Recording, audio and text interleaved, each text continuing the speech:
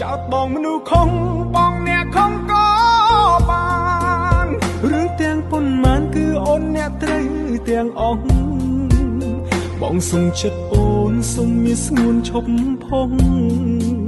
Facebook ទៀតចំហើយឈប់ត្រាមកទៅ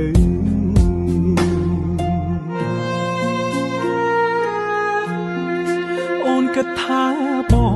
ងមនុស្សមិនល្អហើយទៅចង់អូនអើយទៅរកអ្នកសមនឹងថ្លៃ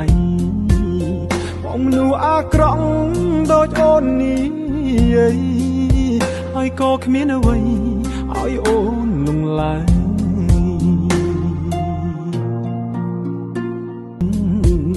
ចោតបងមនុស្សខុងបងអ្នកខុងក៏បានរឿងទាំងប៉ុន្មានគឺអូនអ្នកត្រូវទាំងអស់បងសុំចិត្តអូនសុំមានស្ងួនឈប់ផុង Facebook ទៀតចំហើយឈប់ត្រាមកទៅ